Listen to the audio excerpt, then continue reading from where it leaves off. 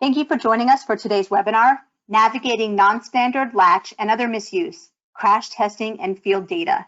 This session was planned for Lifesavers 2020 and is being provided by Safe Kids Worldwide and Lifesavers. Today's speakers are Elizabeth Petraglia from Westat, Julie Mansfield from The Ohio State University and C-CHIPS, and Aditya Belwadi from the Children's Hospital of Philadelphia and C-CHIPS. Right. So, hi, my name is Elizabeth Petraglia. I'm a statistician working at a company called Westat. We're based in Rockville, Maryland. And I'm excited to present today, virtually rather than in person, on research that I've been working on with my colleagues, Adele Polson and Wei Jiren. So we've been looking at findings from the National Digital Check Form, the first year of data, and I'm excited to share some of what we found with you. Before I get started, I would like to give a big thank you to a lot of other people without whom this research would not have been possible. It includes Amy Artuso, Jennifer from the NDCF training, Julie and Joe from Tennessee Tech, and also the NCPSB board. They've all been just an invaluable resource through this process, being very, very patient with our questions and giving us a lot of support through the process. So I'd like to thank all of them. I'd also like to give a huge thank you to all the CPSTs who have been out there using the digital check form.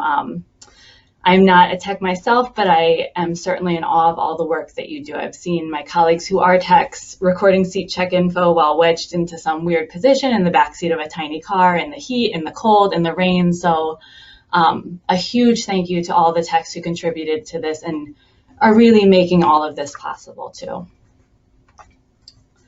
So a quick outline of my talk. I'm going to start with a little background on the NDCF for anyone who's not quite familiar with it. And then I'm going to jump into describing what we're calling the year one data set, giving some descriptive information on the data, some information about preliminary misuse rates, and then kind of a summary of what we've done so far and the future work that we hope to be able to do.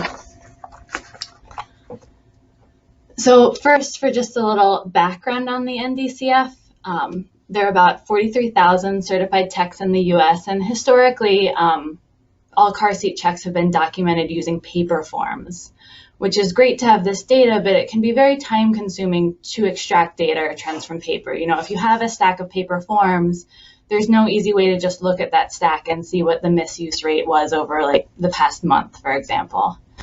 So the NDCF was developed in part to address this and also to take advantage of some of the other benefits of online data collection.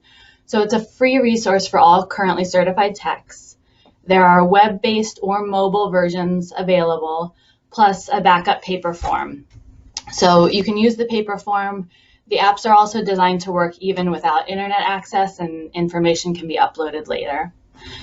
The NDCF is designed to help streamline the inspection process too by automatically skipping items that aren't relevant. So if you're checking a booster seat, it will automatically skip all the harness related questions. It has built-in links to useful information, so it will provide recall info at the correct time. So instead of having to go separately look it up, it's right there. And because all the data collected through the NDCF use a consistent set of questions, it becomes easier to compare data across programs and across time. And so the most exciting part for kind of a statistician and data nerd like me is that all the data collected is available in real time. So techs, programs, state coordinators, even car seat and vehicle manufacturers can just go online, download an Excel file, and look at everything in real time. So you can look at trends in your programs. Manufacturers can look at, which types of misuse are most common for their particular seats. So this is a really unique and innovative system with a lot of potential for allowing much more data-driven decisions on things like program development, outreach efforts, and product design. So given my time limit, I'm not going to spend a lot more time talking about the NDCF, but I did want to provide some information for people who are interested in learning more. So at carseatcheckform.org, there's a ton of useful information. There are email addresses if you have any questions, how-to guides and videos. So, it's all there. So please take a look if you're interested. So now we get into, again, what's the most exciting part for me, the data. So as a starting point, we kind of took what we're calling the year one cut of the data. So we started at August 1st, 2018, which is sort of the first date that the NDCF was rolled out. And then we picked a cutoff date of September 30th, 2019 for the initial file. So we needed to pick a cut date, so we kind of had a fixed, this is the data. We don't have new data coming in as we're trying to clean it. This data file had a little over 13,500 records. And when I'm talking about a record, it's at the child car seat level. So if you have a vehicle that comes in with 3 kids, that ends up being 3 separate records in the data for each child or seat that's checked. But they all have the same check ID, so you can link them back to the same record. And just to kind of emphasize how amazing I think all of you techs are, while I was cleaning the data, I noticed that there was one vehicle that looked like it had 10 checks associated with it. My first thought was, this absolutely can't be right. There's no way anyone's checking 10 seats in the same vehicle. And sure enough, I went and looked, and it looked like there was some, really dedicated team of techs who managed to check basically a fully loaded 14-passenger van. So these are, while I'm reporting on kind of overall trends and things like that right now, these are the kind of really cool details that you can find in the data that are also interesting as well. So in total, we have a little over 11,000 vehicles in this first data set. And one last thing that I want to mention to anyone who's currently working with NDCF data is that we found about 300 records in the data that were training records or otherwise kind of like test demo, bad records that you don't want to keep in the data. And some of them were actually flagged as training, but others took a lot more work to find. You'd go through a whole record and then you'd see in the documentation box, someone wrote, oh, this is a training record, or please delete, or test record, or something like that. So just something to be aware of if you're working through the data file at the moment. Make sure to check those kinds of things. And so speaking of our super techs, we also have some NDCF super users out there, which you can kind of see from this map. So this map shows the number of checks recorded in the NDCF by the state of the event. And the darker red corresponds to states with more checks. So of the about 13,500 checks we have in this year one data set, about 7,500 of them are from Indiana alone. So Indiana, you guys are doing great. Colorado also has about 2,000 records. Vermont has a little over 1,000. Maryland has a little over 500. So most of the checks in the data set that I'm describing today come from those 4 states. However, this comes with the caveat that we know that since we kind of did our cutoff in September 2019, the NDCF is being much more widely used, and most of these states that are in these really light colors with few checks right now will have much more by the time we kind of do our, hopefully year 2 work. So this is changing. I just want to make sure that it's clear, the data I'm presenting today that I have available today, these are the states where it's coming from. If I get the chance to give an update, hopefully in person next year, hopefully we'll see a map with a lot more darker colors and nearly all states with some data. So like I said, while I'm presenting these results, it's important to keep in mind that the results are only from the data that we have in the NDCF year 1. So we're not representing all states in the US at this point. We have lots of data from our power users, but are not representing some states. The other thing I want to make sure to be clear is that this is our preliminary cleaning only. So, we're kind of 95% of the way through having a clean final data set. That said, I am giving some numbers in the next few slides. The exact numbers might change a little bit in our final clean data set, but the general trends won't. So the overall trends are set, but we might still be adjusting a few cases as we finalize our data cleaning. So first, what kinds of seats are coming into these checks? So you can see, and experienced techs are probably not surprised at all to see this, that most of the seats coming into these checks are rear-facing only seats. So we've got about 47% of the seats checked are rear-facing only seats.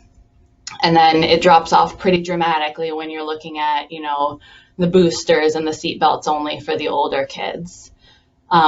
We've also got about 20% of checks that are being done with no car seat on arrival. So the other category with those 27 cases, those are medical seats, specialized restraints, vests, things like that. So the other thing we wanted to look at are what are the ages of children coming to these checks. And this graph is pretty consistent with the previous slide in that most of the checks we're seeing are on these children that are either, the infants under 1 year old or unborn children. And then it drops off again really dramatically after that.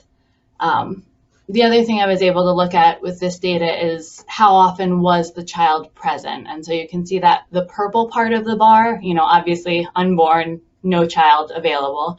But for the other bars, the purple part of the bar shows the percentage of time which the child was present. And we can see that actually in the checks we have in the NDCF, the child is present most of the time. So for about 2/3 of the checks that we have in our data set, the child is there. And it actually looks like as the child gets older, the child is there more often. How are these seats installed on arrival? So we looked at kind of the distribution of ways they were installed. So again, maybe not surprisingly, because we have all these checks for children who are unborn, a lot of the seats are coming in uninstalled. So about 30% of the checks we're looking at, the seats are coming in uninstalled, and they're asking the techs to install them.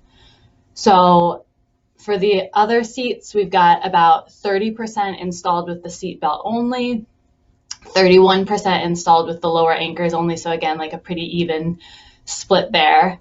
We're seeing about 6% of seats come in installed with the seatbelt and the lower anchors. And then we've got this small other or unknown category where either the data weren't recorded clearly enough for us to kind of tell what the installation method was, or the tech marked other. And this breakdown includes about 2,700 seats, 2,700 checks that are with no CRS on arrival. So uninstalled does not include the cases where there was no car seat at all. It really is, there was a car seat, but it was uninstalled. And note that the seatbelt only category is including any child who showed up wearing a seatbelt only. So it's not just the car seats, it's also children who showed up wearing a seatbelt. The other thing, because it's kind of a hot topic, is looking at top tether usage. So how often with seats that have a top tether available, how often is that top tether being used? So if we looked at only forward-facing seats with a harness, which should be the ones with a top tether, we saw that only about 28% of those seats came in using the top tether. So obviously that's lower than we'd like to see, but still kind of interesting to see the trend in the data. So this slide is kind of short, but it actually represents a lot of the work we've done in the data cleaning. So if you can imagine, the car seat manufacturers and the vehicle manufacturers are open text fields in the form. So to type in a vehicle name or a car seat name or anything you have to enter on a tiny screen while you're probably in the backseat of a car is difficult to do, and there are different spellings and there are typos, and a lot of things that needed to get cleaned up so we could kind of generate these frequencies. So after a ton of cleaning and our awesome research assistant spending hours probably wanting to pull her hair out, we were finally able to get a manufacturer, clean manufacturer for each seat, and a vehicle manufacturer for each vehicle. So when we did that, we kind of found, what are some of the bigger car seat manufacturers in the data. So some of the bigger manufacturers like Graco, Evenflow, Kiko already have, over 1,000, and in the case of Graco, about 3,400 records in the data set. So there's, again, this is year one data, it's going to continue to grow, but there are already thousands of records out there for some of these more popular manufacturers. Same thing with the vehicle manufacturers. Once we kind of got the data cleaned, and again, I'm giving an approximate number here because we're sort of still going through the cleaning process with a few of the trickier records. Some of the more popular vehicle manufacturers already have between 1,000 and 2,000 records. So again, and this is going to continue to grow and grow as we get more data, hopefully. So this amount of data should allow manufacturers who are interested to look at some of the trends in the data and see how some of these features are being used in the real world or misused, and potentially, hopefully, informing future design decisions. So now we kind of get to the kind of more exciting part, instead of just descriptive statistics, let's actually look at some misuse rates. So the first thing we looked at was harness misuse. So if we're only looking at seats with a harness, what types of misuse are we seeing and how much misuse are we seeing? So overall, we see a harness misuse rate of about 19% of all seats that are coming in with a harness. And these harness errors include the harness being twisted, the harness too loose, not clipped, chest clip not clipped, chest clip at wrong level, harness in wrong slot, buckle errors, harness damaged, harness altered, or anything else harness related you can think of. You can see the misuse rate is different by seat type. So for forward-facing seats with a harness, the misuse rate is about 32%. For the rear-facing convertible or rear-facing with a base, it's a bit lower, so it's 14 to 19% for those two. So the rear-facing without base rate is also pretty high at just over 40%, but I do want to point out that we don't see a ton of checks with those seats, so that's kind of a smaller group than the other ones. Looking at the most common harness errors we're seeing in this data, the most common error, which again may not be surprising, is a harness that's too loose, followed by having the harness in the wrong slot, and then finally having the chest clip at the wrong height.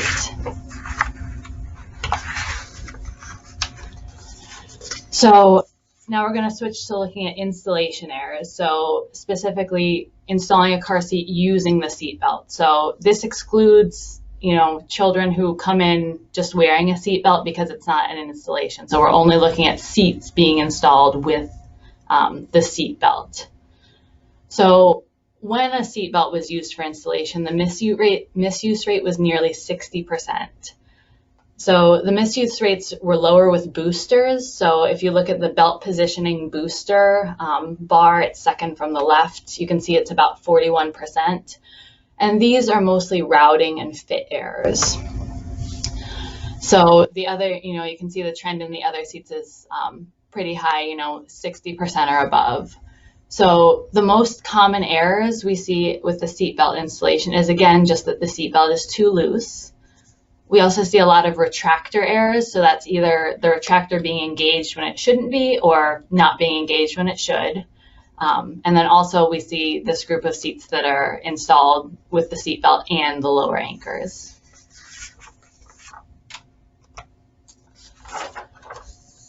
Finally, we're going to look at lower anchor installation misuse. So this misuse rate is a little lower at about 45%. So this plot is only showing the 4 most common car seats where lower anchors are used for the installation. So again, we see the misuse rate is actually a little higher for forward-facing seats. It's about 54% and a little lower for installing the base only for a rear-facing seat with base. Again, we kind of see the same theme. The most common error by far is just having the installation be too loose, followed by using the lower anchor with the seatbelt. And then the third most common category is incorrect use of vehicle anchors, which includes things like borrowing lower anchors from other seating positions. And this actually kind of feeds in nicely to Julie's talk, because part of her research is all about using those more widely spaced lower anchors. So we can see it's pretty common in the data, and she's going to give you more information about kind of the impacts of some of this. So to summarize, a lot of the trends we're seeing in the year one data are sort of as expected. So they seem to follow the same patterns that in talking to my colleagues who are techs, they're saying these are the things that we're seeing. We're seeing lots of infant checks. We're seeing fewer older children. Everything's always too loose. Harness is too loose. Installation is too loose. So, kind of from a does this make sense point of view, the NDCF data seems to be reflecting what's actually being observed out there in the field. It's important to remember that these data, again, only represent checks recorded as of September 30th, 2019. So we know there's already more data in there, and the more checks that are recorded, the better data we'll be able to have. So our data set will continue to grow. And again, I want to say thank you to everybody who's using it and contributing to it, because every contribution to this effort will make more interesting and exciting analysis and data, going forward. So if you are not an NDCF user and would like to know more, again, I have all the resources for that on slide 5. Just a quick summary of our future work. So this year we were just doing baseline cleaning and analysis. We are planning to make the clean data set available for users. So all of our hard work in getting the data really clean and user-friendly, that should be available for users soon. We're also going to provide some data visualizations, graphics, ways to kind of easily understand the information that's in this data set. Moving forward to what we're sort of calling year 2, so sort of the next step, we want to do some more sophisticated and detailed analyses, including hopefully being able to weight by census data to produce some analyses that are weighted by population, so reflect not just the population coming to checks, but are, we can say after weighting, they're representative of the population of children as a whole. So thank you all for, I guess tuning in virtually, because this was not in person and because there was no opportunity to ask questions. Please feel free to reach out to me. My email address is there, and I am happy to, answer any questions or talk further about any of this research. Thank you very much. Hello, my name is Julie Mansfield. Today I will be presenting a little bit about how caregivers and CPSTs interact with center latch configurations. Just to introduce myself, I am a research assistant professor at The Ohio State University, and I do research involving everything from kind of pediatric biomechanics, looking at how kids get hurt and how we can prevent those injuries, to looking at things like how child seats work and how they're tested, and importantly today, how caregivers interact with child seats and how we can maybe address some of the common misuses that we as CPSTs typically see in the field. So we know that the center position of the rear row offers a slight safety benefit over the outboard positions. I do want to mention that this is a fairly slight safety benefit, so I don't want any CPSTs to be scared or worried about using those outboard positions. But we do have some data that says the center position has about a 0.17% injury risk, where both outboard positions are closer to about 2.7 or 2.9. So if you're good at statistics, you can conclude that the center has a 43% lower injury risk than the outboard positions. But as I mentioned, all positions across the rear row do a really good job of protecting children And all positions in the study showed less than 5 injuries per 1,000 children. So all of these positions are really safe, especially if the child seat is installed correctly. We have data that shows that about 1/3 of CRS installations utilize the center position. And this data was even back from 2011. So we might be hopeful now that we've been preaching this for several years, that these numbers might be even higher now. And this includes families who transport only one child as well. So that's great that they're choosing that center position because they are probably aware that it's a little bit safer, or have been told by a CPST that it's a little bit safer. The problem with using this center position is that most vehicles do not provide a latch option to install a child seat in the center. So here's an excerpt from this is actually from a 2013 Honda Civic owner's manual, and it shows that the latch compatible child seat can be installed in either of the 2 outer rear seats, and it shows the user where those lower anchors are in the outboard positions. But if you want to install in the center position, you would have to use the seat belt to install the child seat. So there's a few reasons why we typically see latch hardware in the outboard positions as opposed to the middle. The federal guidelines that vehicle manufacturers use and design around state that the lower anchors should be a standard 11 inches apart from one another, so 11-inch spacing between each of those 2 lower anchors in the seat bight, and they require them in only 2 positions for a typical sedan. And so that's why you typically see those 2 fully equipped positions in the 2 outboard positions, just because it's easier for vehicle manufacturers to kind of fit all of their hardware into those 2 outboard positions. The middle position tends to get a little bit crowded, and so this just kind of makes more sense to them. But of course, that leaves us questioning, what about the center position, and how can we make sure that caregivers have the option to install there if they would like to using Latch? Luckily, we have been learning more about this lately, and we've been seeing some governing bodies kind of talk about this topic a little bit more and really encourage it a little bit more among manufacturers. IIHS latch ratings require center latch availability for their highest good plus rating. And there's also been a NHTSA NPRM open for request for comments. Well, it was open several years ago now, but it was something that got quite a lot of coverage, where NHTSA recognized the benefits of providing center latch and stated that they may encourage center latch options in future guidelines for vehicle manufacturers. So we're really happy to be seeing this. Both of those governing bodies hold quite a bit of influence over manufacturers, and so it's great that this topic is being talked about and being encouraged amongst those circles. So as I mentioned before, there's kind of some different ways that vehicle manufacturers can provide the option of center latch if they are inclined to do so. One would be a dedicated set of center latch anchors. So you can see in the picture here that this particular vehicle has a total of 6 lower anchors across the seat bight, so that the center position has its own dedicated set of anchors, and those can be positioned exactly at the 11-inch standard apart from one another.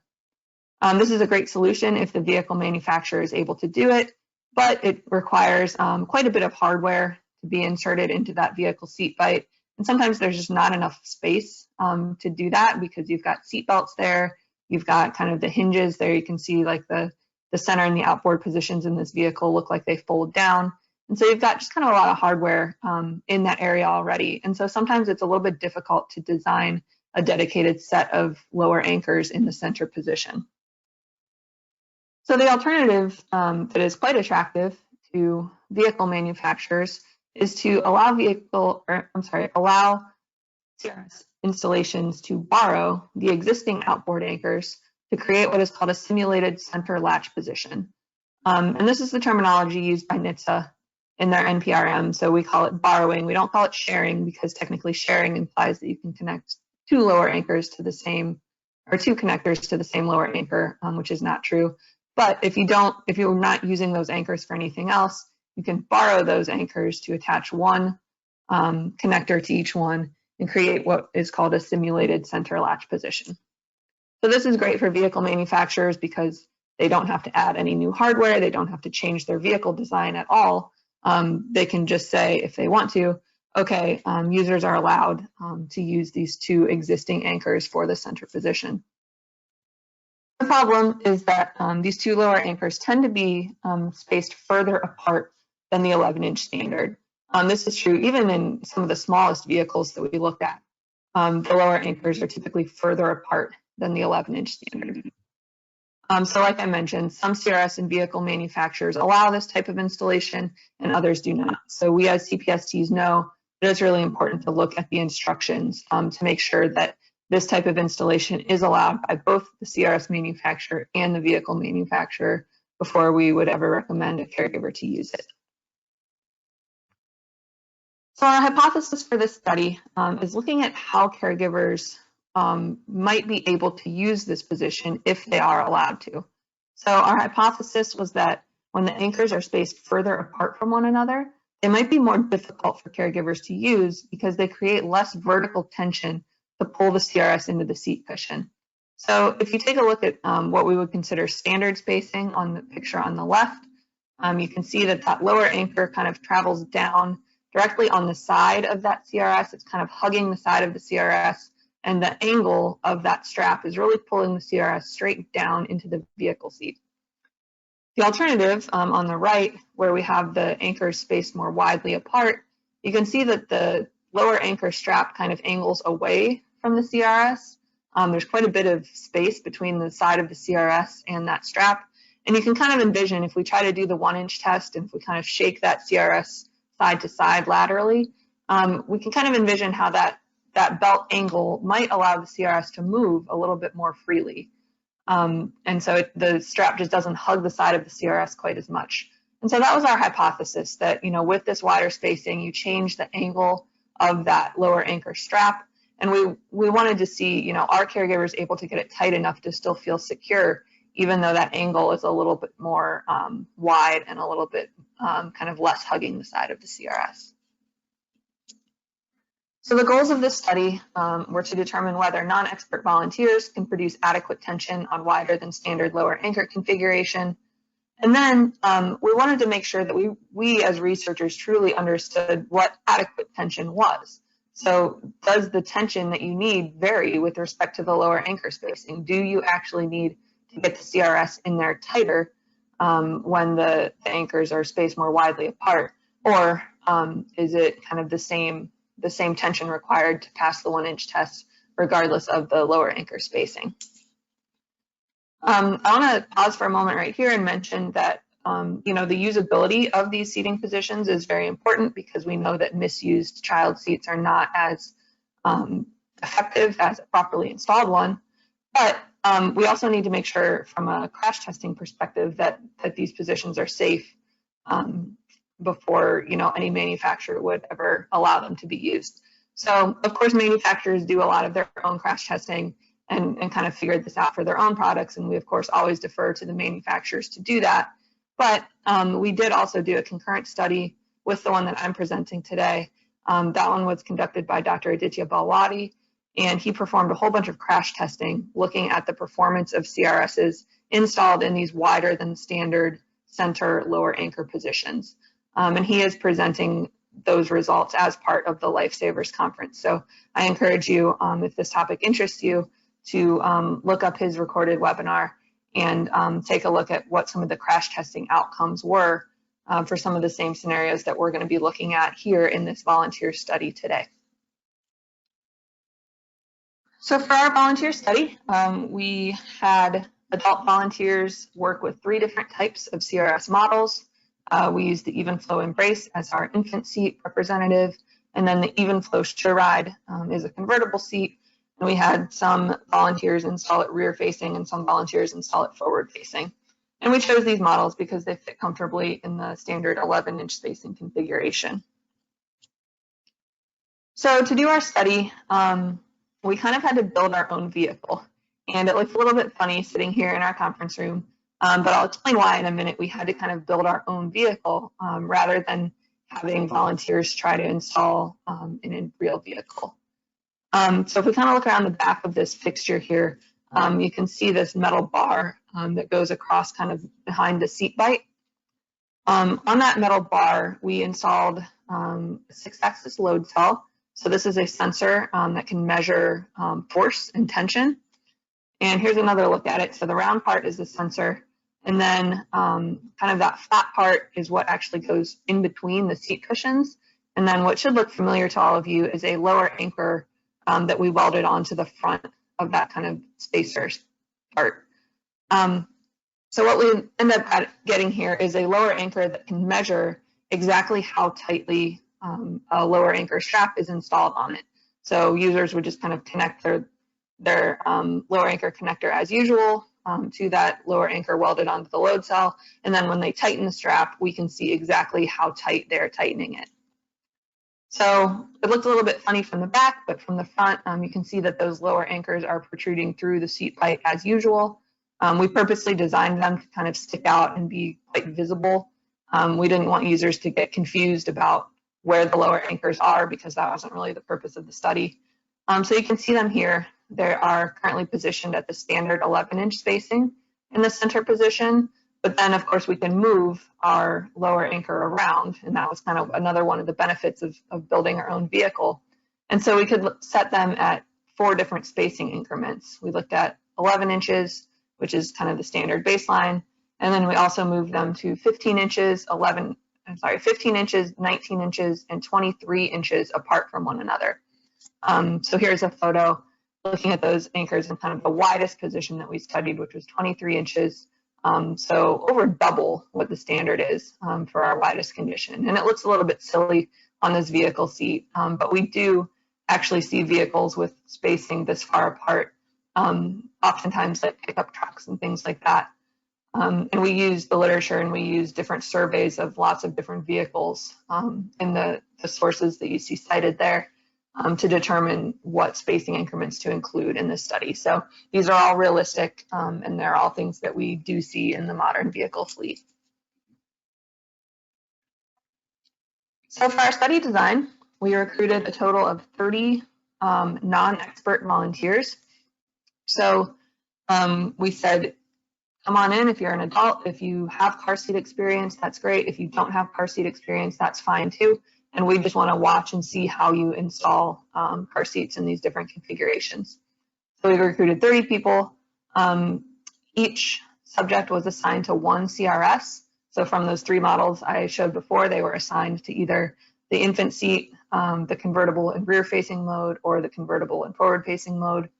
And then they installed that same car seat 4 different times in each of the 4 spacing configurations. So with the lower anchors at 11, 15, 19, and 23 inch spacing in random order. So our total sample was 120 installations, and we gave them the instructions to install the car seat to the best of your ability. We told them they have to use LATCH. There was no seatbelt on the vehicle seat, so they could only use LATCH to install it. But we didn't really give them any other instructions about how tight it should be. We gave them the instruction manuals for the CRS and the vehicle. We told them you can use your phone or the internet to look up any information, but we didn't specifically teach them about the 1-inch rule. If they would have read the instruction manual, they would have read it, but we all know that caregivers don't always read all that carefully. So we just said, do the best you can, and we were really interested in kind of seeing how they naturally came up with installations that they were comfortable with. Next, we also recruited some CPSTs to do our protocol.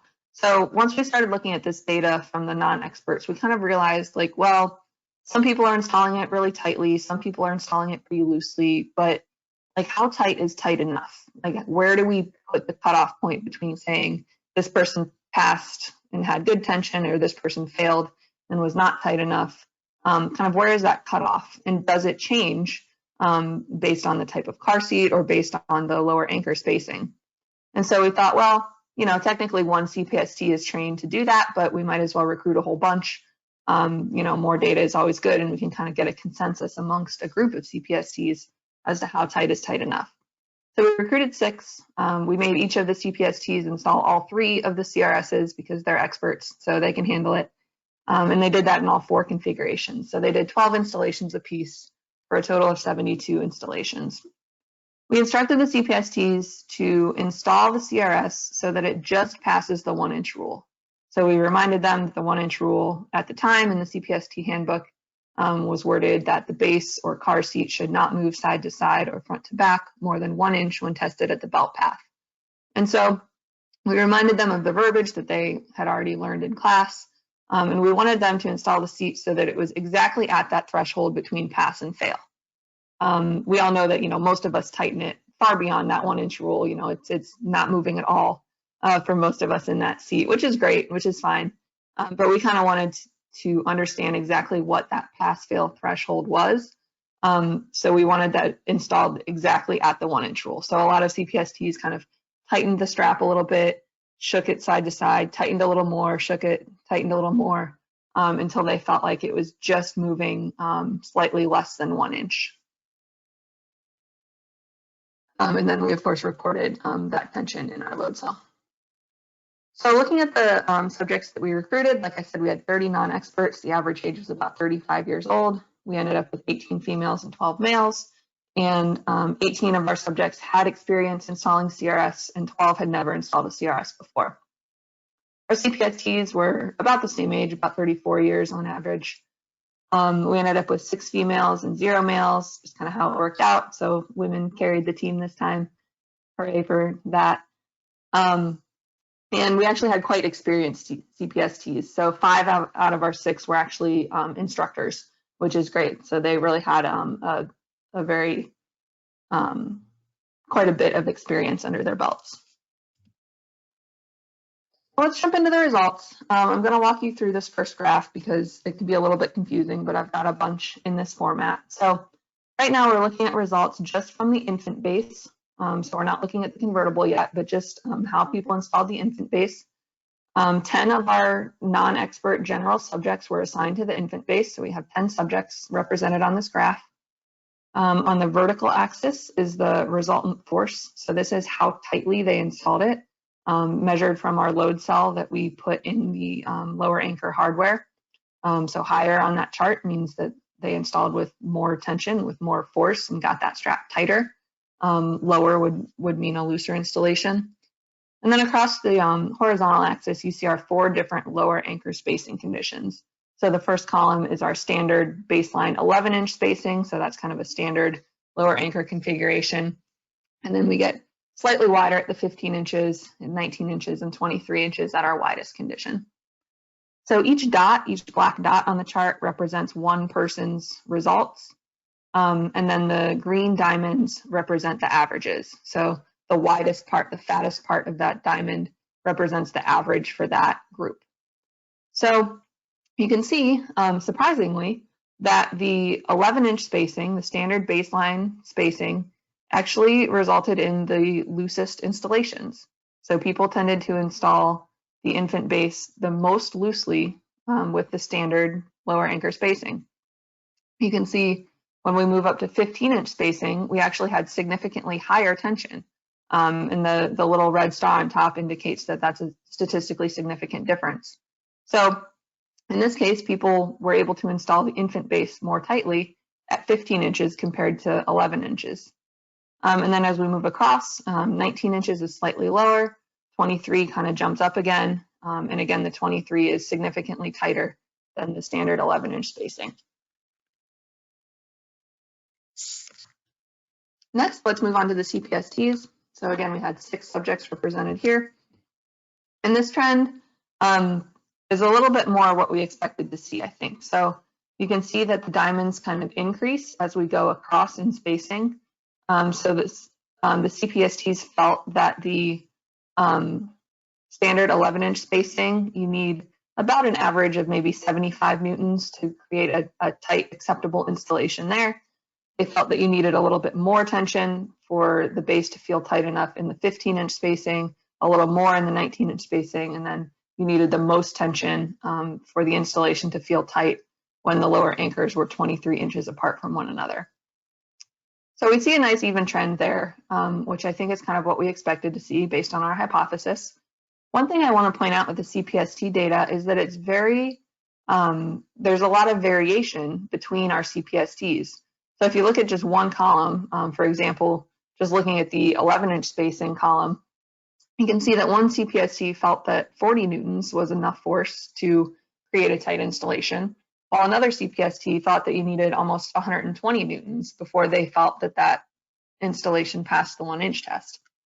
So even though the CPSTs are all trained using the same wording, kind of the exact same rules that they're supposed to follow, they kind of interpret it quite a bit differently. And so what actually comes out is that some CPSTs kind of have just, I guess, different standards and feel that the seat should be more tightly installed to pass the 1-inch test than others.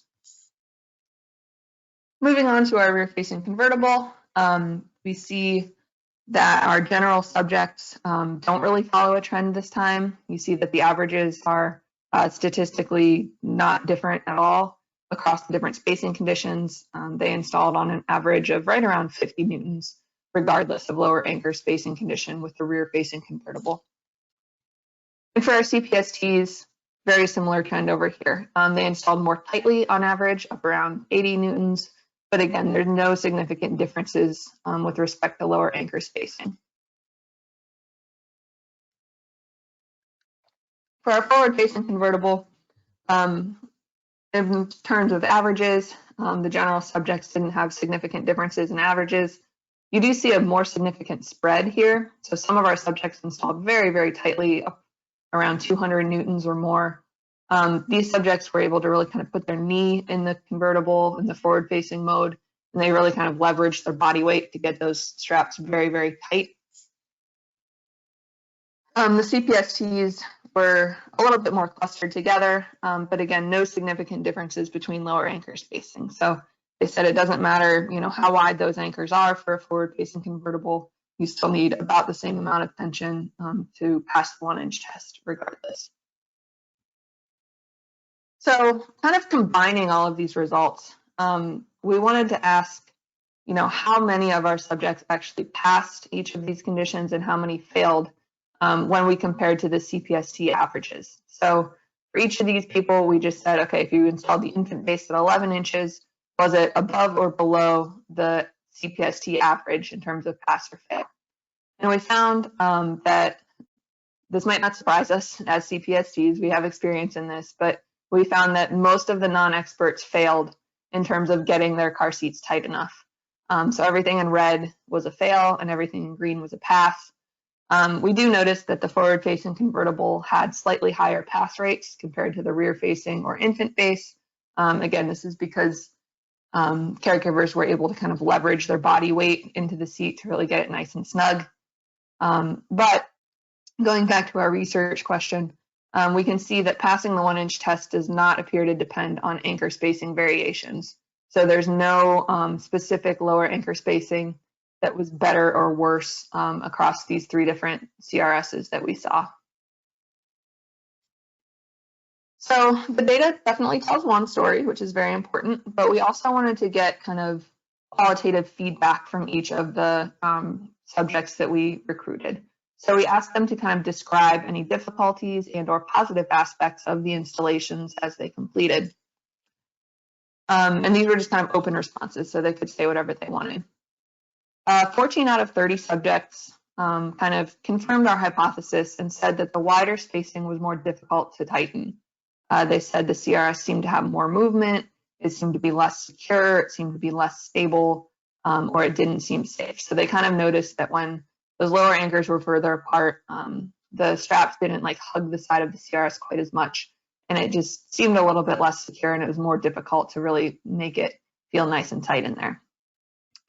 However, 7 out of 30 subjects said the exact opposite. So they said that the wider spacing was easier to tighten. They said that having that extra space between the side of the CRS and the lower anchor was useful because they could kind of get their hand in there to pull the strap. They could maneuver the angle of the strap better to pull it and tighten it. One said wider spacing seemed safer. So they kind of liked having a little bit of extra room to work with. 9 out of 30 subjects said that the wider spacing was easier to access the anchors and to attach the connectors in the first place. So they weren't crammed like quite as closely against the side of the CRS. So they just found it easier to latch the anchors on before they even started tightening. And then 9 out of 30 subjects did not address anchor spacing at all in their responses. So maybe didn't feel strongly either way. So that's all the data that I have time to get through today. I wanted to mention, though, some limitations in our study. As with any scientific study, you always have to keep in mind kind of the frame of reference and how you can apply the data and what it really means in terms of the broader scale. So one limitation was that we used our vehicle seat fixture that we built, which is not the same as a real vehicle. We made it as realistic as we could, but at the end, we decided to remove all the seat belts so those weren't in the way of people trying to install. And we had ample space behind the front row. So it would represent kind of a larger minivan or SUV and not like a smaller sedan with their front row closer together. We had a small sample size. We only had people work with 3 different CRS models, and we did see differences in outcomes between those CRS models. And so that certainly indicates that, you know, this might be kind of a CRS model dependent type of conclusion that we're trying to draw. And we only used 1 vehicle seat, and we know there's important differences between vehicles and kind of the shape and geometry of those seats that can affect installations. And lastly, our population was not representative. Our education and income levels were above average, and our subjects were mostly white. And we know that all of these socioeconomic and sociodemographic factors do come into play in terms of CRS misuse. In conclusion, the infant base was more sensitive to lower anchor spacing than rear-facing or forward-facing convertible. We think this is because the convertible has more surface area. It just touches more of the vehicle seat, so there's more friction. The forward-facing has the top tether. So these factors kind of override the lower anchor spacing in terms of how secure the seat feels in the vehicle seat.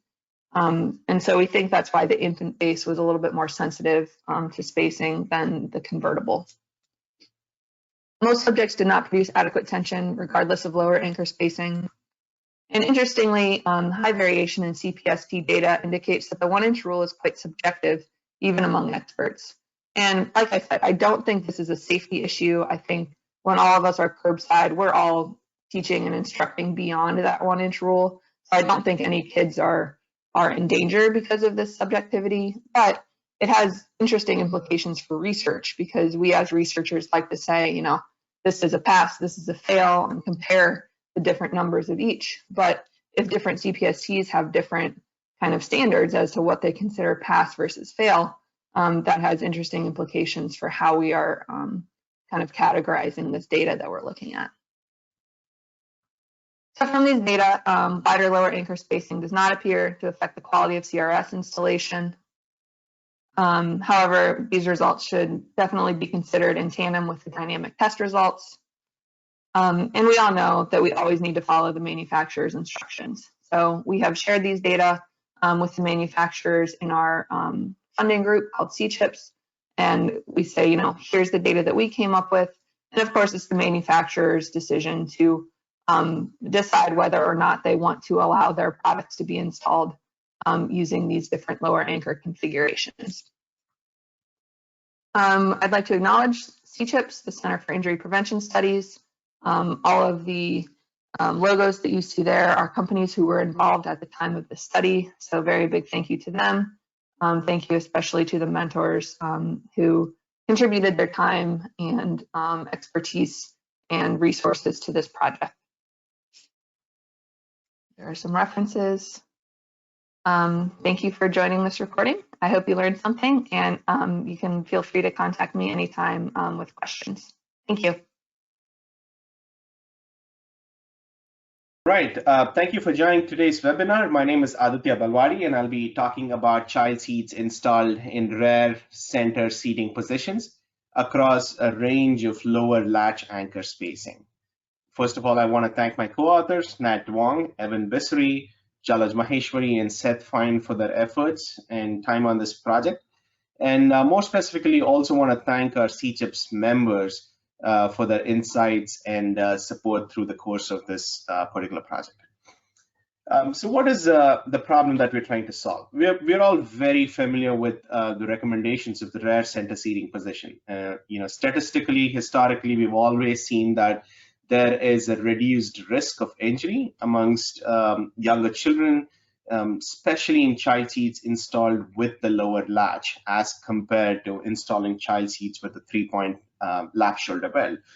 There is noted studies which actually state that there is a 50% lower risk of injury, a lower risk of AIS2 plus injury while using a latch. There have been studies within CCHIPs, within the center, and across the board, wherein manufacturers, industries, researchers have tested effects of latch. And we're all so familiar with latch that we kind of take it for granted, but when in the real audience, in the general public, it's not uncommon to see latch misuse, especially the use of outboard latch anchors to install rear center seating positions. Transport Canada especially has performed several series of crash tests to understand performance of child restraints, and there have been studies both with computational modeling and the use of physical testing.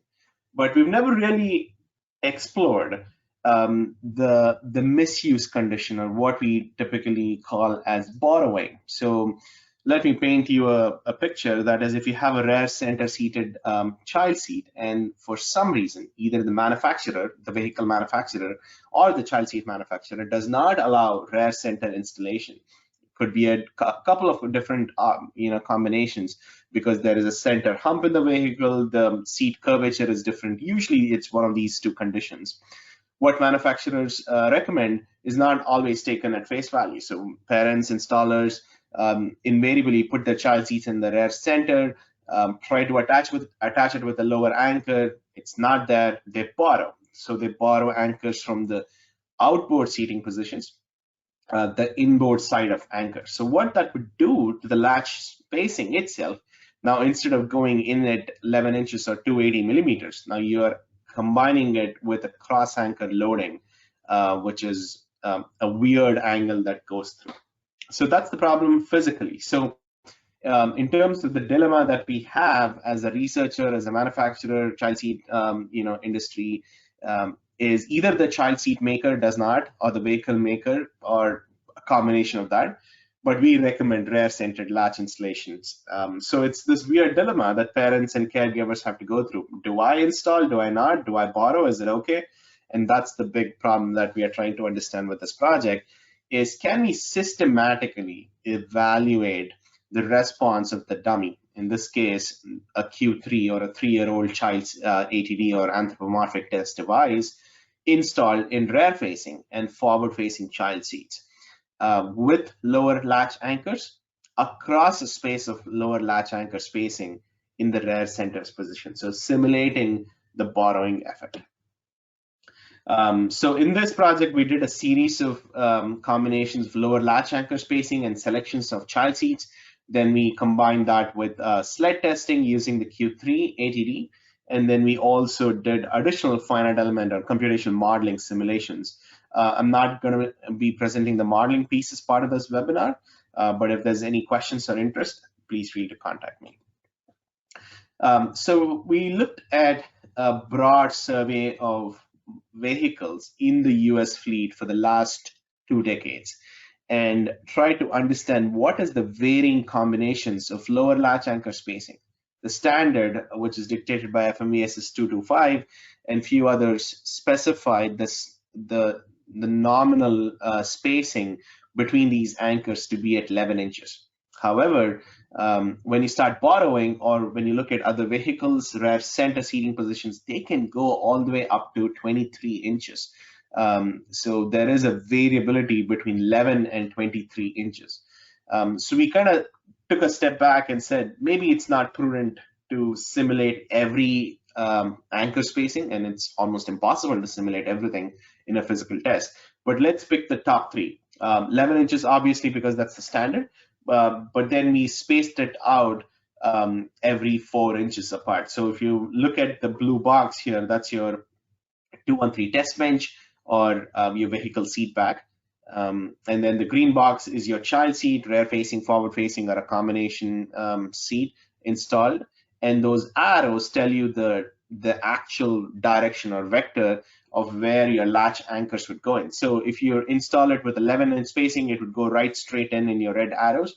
And then if you have a 15-inch spacing, that would be your purple arrows, and then blue arrows would be like a 19-inch spacing. So you can see as the spacing widens, the angle of attack of these anchors vary. And the question that we have is, now, does that matter? Does it actually make a difference in terms of how stable your car seat is? And more importantly, what is the dummy doing?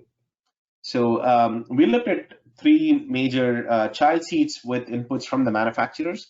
We selected a combination of rear-facing infant seat with base, convertible without base, and then forward-facing with top tether, and also to look at a sort of a misuse. Classic, most common misuse is forward-facing without top tether. We chose the Event Pro Embrace and the Sure Ride, and then we also looked at the Marathon Classic from Britax to look at a combination of these child seats.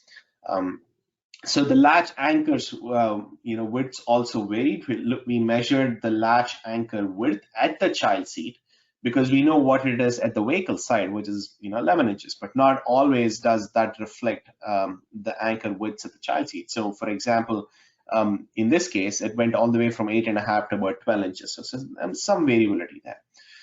We also looked at two different type of connectors. One is, a typical classic push-on type connector, and then you have this clip or hook type connectors as well. In the test condition, we included the forward-facing to be tested, like I said, with and without top tether, and 3 anchor spacings at the vehicle side, which was 11, 15, and 19 inches. So this was our test matrix. We looked at rear-facing, forward-facing child seats. We put a Q3 in there. And just to note, we're all familiar with the 65-pound limit on these anchors rating as well.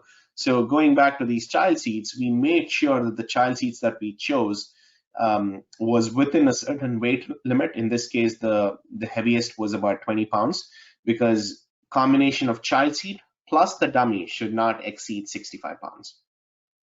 We tested the Q3 in 3 different impact angles. 0 degrees is our very typical frontal impact. 30 degrees is more like a little oblique, frontal oblique, 30 degrees, and then 80 degrees is more left side lateral impact. Lateral impacts are typically 90 degrees, but we chose these weird 30 and 80 degrees because that's the most common impact angles that we see from field data. So we did a quick survey on NAS CDS data sets and found that the most common impact angles are actually between 30 and 0, and then 80 and 30. The latch systems with harness, and then the top tether for forward-facing seats. We had 2 major outputs. The kinematics was high-speed video. We recorded child seat motion and ATD excursions.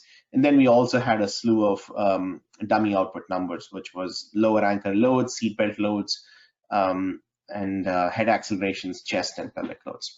So in total, 4 child seats, 3 anchor spacings, and 3 principal direction of force, or PDOFs, which is 0, 30, and 80. And we ran a full factorial. So 4 times 3 times 3 is 36 sled tests. All right, so this was a test fixture or a test bench. This is the upgraded NPRM NITS 213 test bench. It's a little smaller in both X, Y, and Z components, but the foam is a single layer 4-inch foam, which represents more closely to an automotive seating structure. This is actually very similar to a European ECE R44 test bench as well. There is a center latch anchor attachment here. You can see all the way in the bottom, which is between the seat pipe. But what we did, courtesy of CalSpan, is we also developed a little fixture of our own wherein we could vary this latch anchor spacing, go from 11, 15, and 19 inches. This is our dummy Q3 instrumented. We measured sled accelerations, latch anchor webbing loads. The pulse was an FMVSS 213 test pulse, which is 24 Gs, peaks at about 75, 80 millisecond into the run, and the duration was 120 millisecond. Standard dummy numbers, and then calculating injury assessment reference values, or IARV scores after this. All right, so let's look at the results. And what you have on screen is, let me kind of play this for a second. While this is happening, I can kind of walk you through the different layouts. So vertically across columns, you have the the spacing. So the first column is 11 inches, second is 15, and the third one is 19 inches. Each one has a different view. The tops are all sort of the sagittal view or the side views, and the one at the bottom are top views looking at the sled. This is 0 degrees. That's a full frontal impact. You can see the sled is moving in the direction of the actuator itself. And this is a rear facing child seat with base. This is the Q3 installed. And for a second, it actually would take a little more than a second to figure out that although these are 3 different spacings, they almost look identical. They almost look identical. So the first time we actually ran this study and looked at the data, we had to go back and look at this if we were making a mistake in terms of how we are stacking this up, because they look identical. They are almost exactly same visually, and when you start looking at numbers, they're very, very comparable across anchor spacings. So this is the first set of tests with 0 degrees. So this is the 30-degree impact. So this is again rear facing with base, and from the top view you can see the sled is now rotated over. This was a plate on plate kind of setup wherein you can essentially rotate the top plate on the sled system by 30 degrees. So it makes it easier for us to set it up. The kinematics are much different from 0 degrees, which is obvious because of the initial angle change. But again, across the board, 11, 15, and 19 inches, it does look pretty similar. So let this play one more time. The dummy kind of rotates, swivels around the car seat, and comes back into play.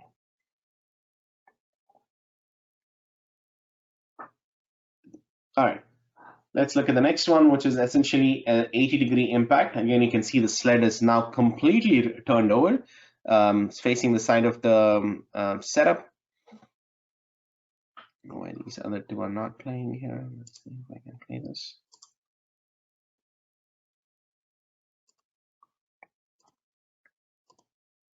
So essentially, the dummy again turns over in the child seat and then rotates on the side. Very similar kinematics across 11, 15, and 19 inches. So due to time constraints, I won't go through the rest of the videos, but if there's any interest, I'm happy to share the videos for other child seats and other combinations. But the message was pretty consistent. Between 11, 15, and 19, we saw similar kinematics. So looking at the kinetics, this is head resultant accelerations at 0 degrees. And so let me kind of walk you through this plot. It's a little all over the place. So essentially what you have is on the left vertical axis, it goes from 0 to 100, which is essentially G's in accelerations. And in the bottom on the x-axis is your spacing, 11, 15, 19. And there's little colored bars. Blue is rear facing with base. You have orange with rear facing without base, then forward facing with top tether, and then the yellow bars are forward facing without top tether.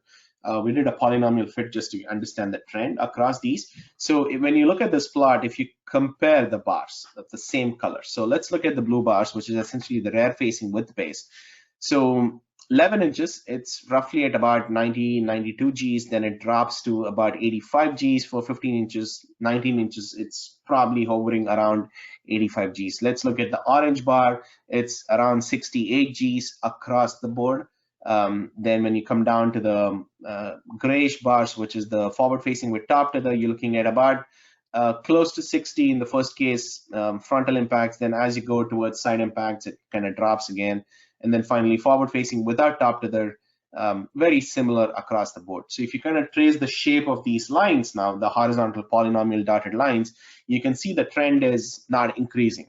I mean, that's what we were initially concerned is as you start changing the spacing, as you go from 11, 15, and 19, would that trend actually change or would it make it worse? What was surprising here is either it stays flat or it actually goes down to a large extent. So let's look at what's happening when you change the angle. Now it gets a little more tricky because now we're changing 2 different things. We're changing the spacing, we're going from 11, 15, and 19, and we're also changing the angle. We're going from 0 to 30 degrees. So all of this on your screen is 30 degrees. as you can see, the trend is very similar. Across the board, all rear facings with base 11, 15, and 19 are almost similar. Same goes with the rear facing without base, which is the orange plots.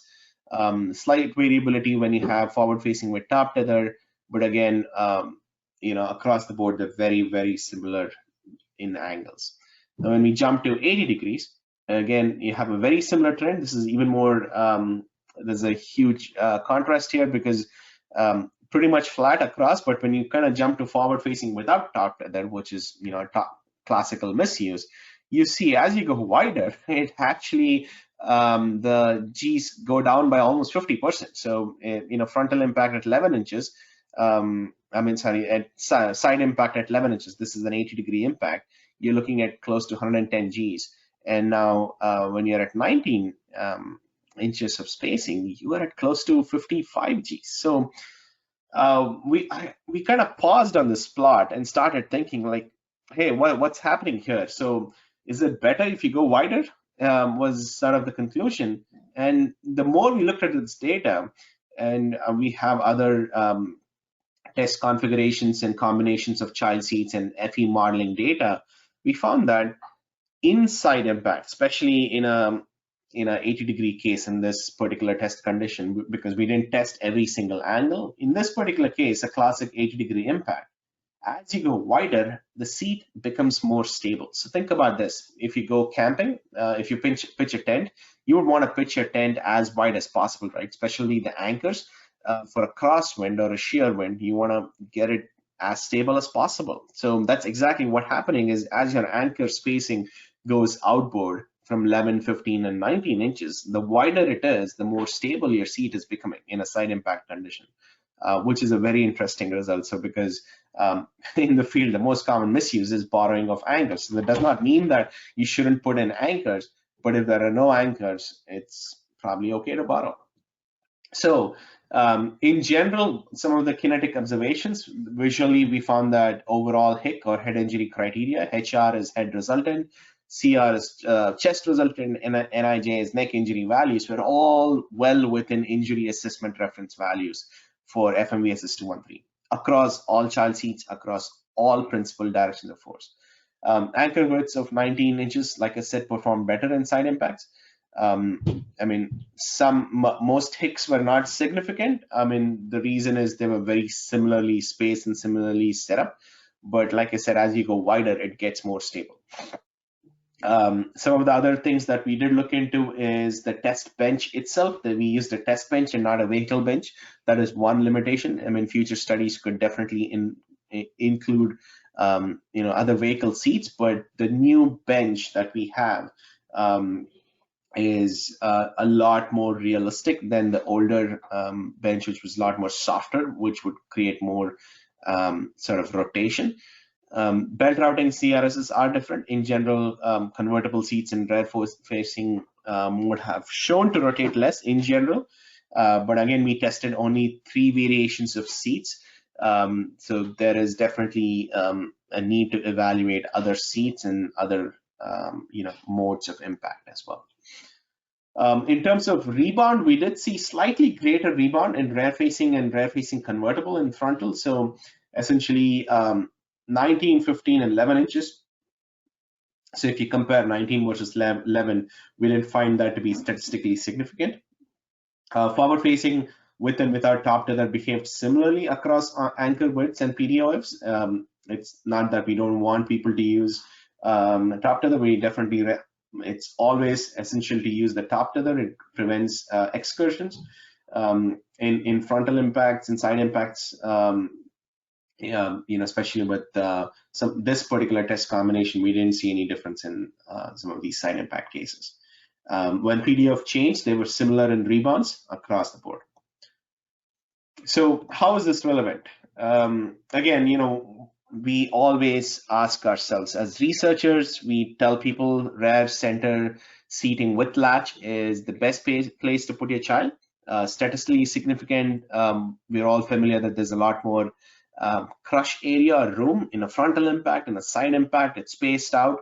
But hey, when you try to install it, either the manufacturer doesn't allow or the child seat manufacturer tells you not to, and most people do it either ways. So what we found in the study was quite eye-opening to us. In fact, that it is okay to borrow, is as you have different anchor widths within the scope. As a researcher, I just want to make sure that our boundary conditions are stable within the scope of this research, which in the tested conditions that we found, 0, 30, and 80 degrees, and the child seats that we tested, we found, as you go wider, it actually did better, especially in side impacts. In frontal impacts, there was no difference. In side impacts, wider was better. So it is okay to borrow in this particular test setup that we saw. There is actually an NPRM out there from NHTSA, which recognizes the benefits of providing center seating latch. So we're hoping some of this data would encourage them into sort of force, I wouldn't say coercing manufacturers, but at least making it a relevant point that it is beneficial to have rear center latch. Working with vehicle manufacturers, we did found that one of the big challenges for center latch in corporations are actually spacing constraints, because you don't want to go lower than 11. We have never tested that. The standard is 11 inches. A lot of times the center is a 20% seat, which is a small seat. And invariably, because of the way the recliners are set up and the anchor points, it is difficult to get an 11-inch wide anchor bar in the center. But there are potential solutions that we encourage manufacturers to take to put a center latch. But if in this case it's not possible, we do have data to support that it might be okay to borrow.